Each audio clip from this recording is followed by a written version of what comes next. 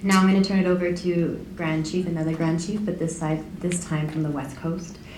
He is Grand Chief Stewart Phillip, and he is from the Union of BC Indian Chiefs. Thank you so much, Grand Chief, for joining us today here.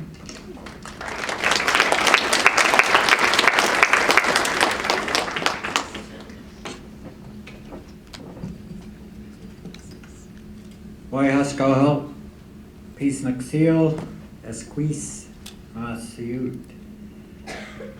In our Ensilichin language, that's simply good day, my dear friends and relatives. My traditional name is Siut.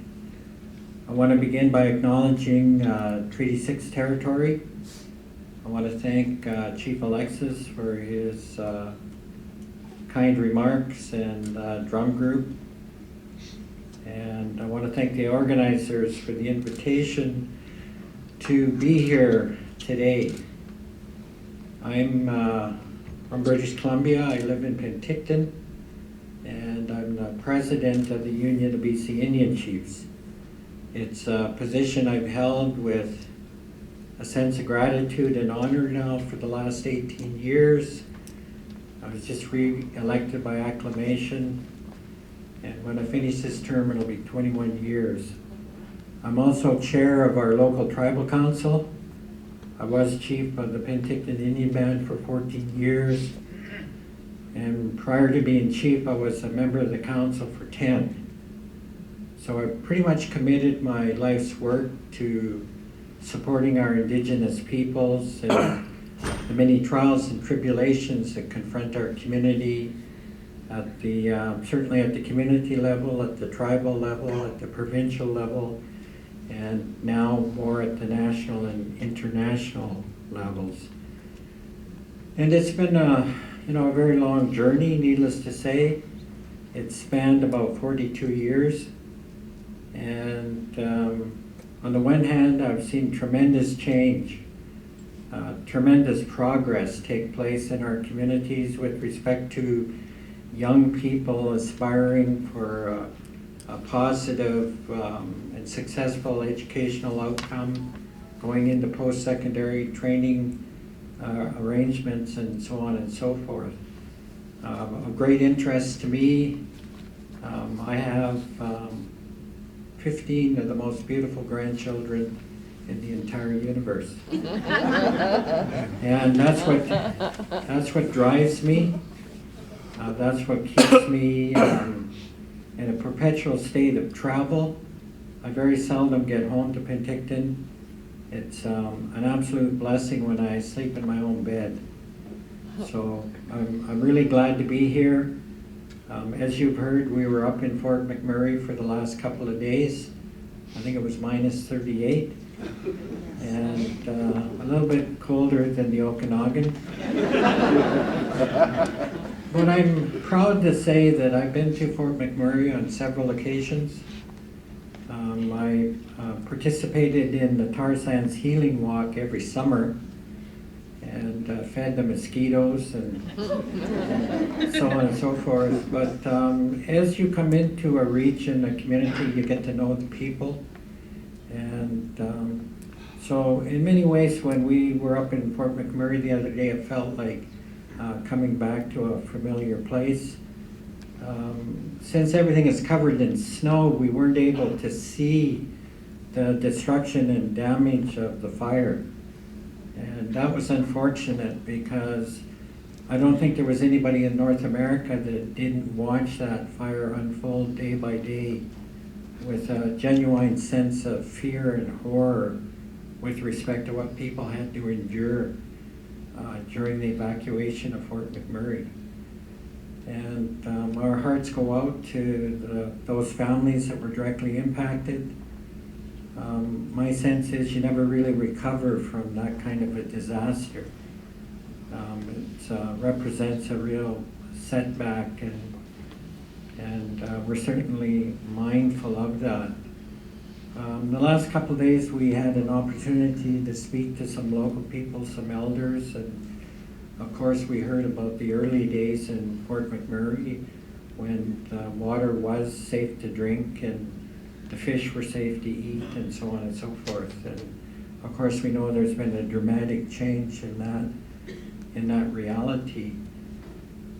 I'm here as the president of UBCIC.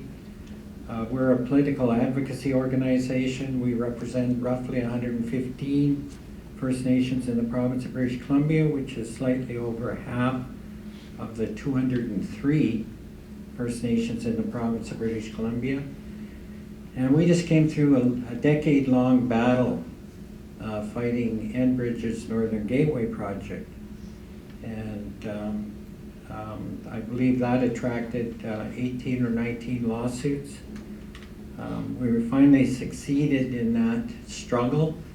The court quashed the federal government's approval of that project, and finally Enbridge gave up on that project. And now the focus has turned to Kinder Morgan's Trans Mountain Pipeline project. And I think we're up around 9 lawsuits at the moment, but more are in the tube, more are being contemplated. And I'd like to point out that the opposition to Kinder Morgan's Trans Mountain Pipeline project is not simply restricted to the Indigenous peoples of British Columbia. The vast majority of British Columbians do not support that project. In fact, the mayors of Victoria, Vancouver, and Burnaby are very outspoken in opposition to Kinder Morgan's Trans Mountain Pipeline expansion project. There is great fear throughout the province of British Columbia with respect to the inherent risks attached to the fossil fuel industry, particularly in regard to pipeline ruptures, oil spills, and the potential for tanker spills in a very congested area in the Burrard Inlet. It's going to increase tanker traffic by 700%. And it's interesting to note that the Washington State itself does not support the project because they don't have any respect for Canada's environmental regulatory oversight standards. They don't think that the standards are rigorous enough to protect the Juan de Fuca Strait and everything that represents for the US side. So I just want to make sure that you understand that the opposition to Kinder Morgan is not just simply Indigenous opposition. There are a number of First Nations communities like here in Alberta that have made an effort to take advantage of the economic opportunity afforded by the project, but many of those arrangements were highly conditional. There was a deadline of November the 30th. It's my understanding the majority of those First Nations weren't able to complete their internal consultation processes. Kinder Morgan took a very hard line that the deadline had to be met and the particular First Nation community had to take it or leave it. And because most of those communities had not taken the project before their community members, those agreements are no longer of any force or effect. So I don't think there's any doubt that the future is going to be very litigious. The politics around pipelines in British Columbia certainly are very intense, as they are in other parts of this country. My wife and I drove from Penticton all the way to North Dakota to Standing Rock. We met with the tribal chair, Dave Archambault II, members of his council. We went to the camp and spoke to the people in the camp and so on and so forth. So the whole issue of the fossil fuel industry, the underlying issues of climate change, global warming, are something that in many ways represent the challenge of our generation. And like a lot of the previous speakers, what concerns me is what the future holds for my grandchildren. And I think about that every single day, every single morning when I get out of bed. And I'm deeply concerned about the fact that every single year it's recorded as the hottest year on record. I'm concerned about the unprecedented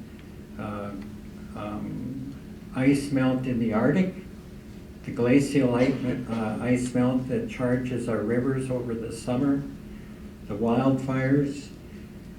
Indigenous peoples in many ways have been climate refugees for the last decade. And I'm talking about the wildfires that sweep through our northern communities every summer and the mass evacuations of Indigenous residents.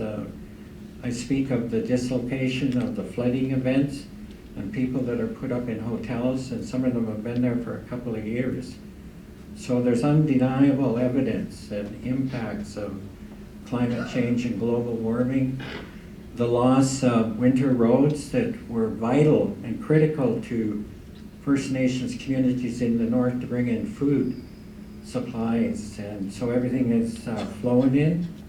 And we were talking just a couple days ago about 4 liters of milk being $16, a dozen eggs $6, a loaf of bread $6. So there are impacts to the issues that bring us together today. I think there's been an absolute colossal failure of leadership on the part of Mr. Trudeau. Amen. It takes a lot to get me excited. What you're seeing is me smiling at the moment. And during the last federal election, I couldn't believe what I was hearing with respect to the commitments. And what I was really looking forward to was Mr. Trudeau committed to completely tear down the NEB process and rebuild it from the ground up. He committed to redo the Canadian environmental assessment process, redo it from the ground up. In fact, he went on to say that no major resource development project should be approved until that work is done.